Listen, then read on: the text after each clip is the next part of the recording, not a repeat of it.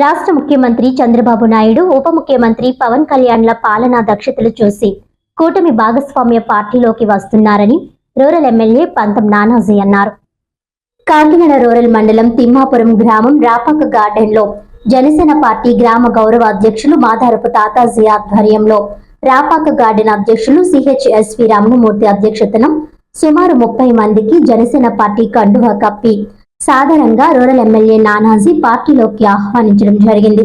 ఈ సందర్భంగా ఆయన మాట్లాడుతూ ముఖ్యమంత్రి చంద్రబాబు నాయుడు, ఉప ముఖ్యమంత్రి పవన్ కళ్యాణ్ చేస్తున్న పరిపాలన చూసి పార్టీలోకి రావడం జరుగుతుందని, అభివృద్ధితో ముందుకు వెళ్తున్నామని, అలాగే రాపాక గార్డెన్ వాసుల సమస్యలను పరిశీలించేందుకు చర్యలు తీసుకోవడం జరుగుతుందని అన్నారు. అనంతరం వైస్ ఎంపీపీ వీరీసా, సిహెచ్ఎస్వి రమణమూర్తులు మాట్లాడారు. ఈ కార్యక్రమంలో పాలిక ఏడుకొండలు, నిమ్మల గంగాధర్, జయప్రకాష్, ఏళ్ల శ్రీనివాస్, పార్థసారథి, శాస్త్రి, కోటపల్లి రాజశేఖర్, కొండపల్లి సూర్యనారాయణ, జనసేన నాయకులు నందిపట్టి త్రిమూర్తులు, కార్యదర్శి చౌదరి, విఆర్ఓ నున్న సత్యనారాయణ, మాదారపు తాతాజీ యూత్ సభ్యులు, గ్రామస్తులు తదితరులు పాల్గొన్నారు. మన ఎమ్మెల్యే గారు నానాజీ గారి ఆధ్వర్యంలో సుమారు 30 మంది జాయిన్ అవ్వడం జరిగింది. ఆయన పని చేసే విధానం బట్టి మాకు బాగా చేస్తారని నమ్మకం, మాకు ఆయన చేయగల శక్తి ఆయన ఉంది కాబట్టి మేమంతా కూడా ఈ కాలనీవాసులు అందరూ కూడా ఆయన పార్టీలో మేము చేరడం జరిగింది. అలాగే ఆయన ముందు కూడా మేము అందరూ కూడా తోడ్పడతాం. అదేవిధంగా మాకు చేయాలని కూడా కోరుకుంటూ సెలవు. అంటే ఈరోజు తిమ్మాపురం గ్రామంలో మరి ఈరోజు ఎమ్మెల్యే గారు రేపాక గార్డెన్కి రావడం జరిగింది. మరి ఆయన చేసిన అనేక పనులు మరి జనాలందరికీ నచ్చడం ద్వారాగా ఎవరు బలవంతం ఏమీ లేకుండా వారి ప్రమేయంగా వారంతట వారు వచ్చి పార్టీలో జాయిన్ అవ్వడం జరిగింది. మరి ఇక్కడ ఉన్న కాలనీ నివాసులందరూ కూడా మాకు డ్రైనేజీలు లేవు, రోడ్లు లేవని చాలా సమస్యలు సాధ్యత చెప్పడం జరిగింది. అవి కూడా త్వరలోనే నెరవేరుస్తారని ఎమ్మెల్యే సార్ మాకు ప్రామిస్ ఇవ్వడం జరిగింది. ఒక మనిషి వెంట జనాలు రావడం అంటే అది మామూలు విషయం కాదు. మరి మేమందరం కూడా తాతాజీ గారి వెంట, నానాజీ గారి వెంట ఉంటాము.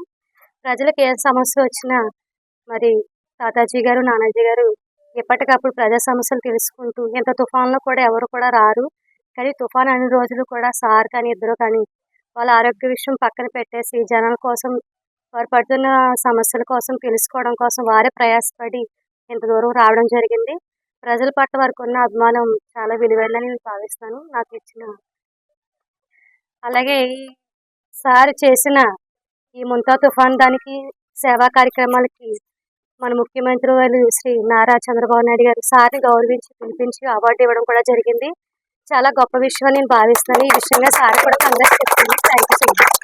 నమస్కారం. పవన్ కళ్యాణ్ గారి యొక్క విధి విధానాలు నచ్చి, అలాగే కూటమిలో పెద్దలైనటువంటి చంద్రబాబు నాయుడు గారి యొక్క పరిపాలనా విధానం అంటే ఎన్నికల ముందు మాట్లాడటం వేరు, ఎన్నికల తర్వాత పరిపాలన చేసేటప్పుడు మాట్లాడటం వేరు, చాలా తేడా ఉంటుంది. ఎన్నికల ముందు చాలా సింపుల్గా విమర్శ అన్నది చేసుకుంటూ వెళ్ళిపోతాం. ఎన్నికల తర్వాత విమర్శలను ఎదుర్కొంటూ పరిపాలన చేయాలి. ఆ గొప్పతనం కళ్యాణ్ గారికి, చంద్రబాబు నాయుడు గారికి ఉంది. నేను ఇవాళ ఇక్కడ కూర్చొని ప్రామిస్ చేసిన ప్రతిదీ కూడా చేయగలని బలమైన నమ్మకంతో చేస్తానన్న సంకల్పంతో నేను ఇవాళ ఈ కాలనీ నుంచి బయటికి బయలుదేరి వెళ్తాను. అది వచ్చినటువంటి పెద్దలందరికీ కూడా, తాతాజీ గారు ఆధ్వర్యంలో వచ్చిన పెద్దలందరికీ కూడా ఇవాళ ఉన్న అందరికీ ధన్యవాదాలు తెలియజేస్తా ఉన్నాను. అలాగే మాన్సూన్ సమయంలో లో లేయింగ్ ఏరియాల్లో డ్రైనేజ్ సమస్య చాలా పెద్ద సమస్య కింద కూర్చొని. ఈ సమస్యకి ఏంటంటే కాకినాడకి ఏంటంటే మీన్ సీ లెవెల్కి దీనికి తేడా ఉంది.